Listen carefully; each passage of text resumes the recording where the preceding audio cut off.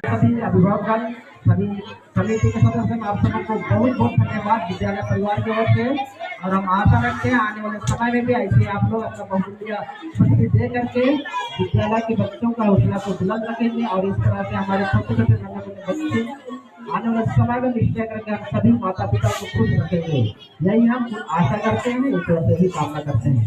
सबों को विद्यालय परिवार की ओर से चलिए आप सबको विशेषकर माता पिता को यहीं पर हम विदाई देते हैं। चलिए सबको प्रणाम, जोहार।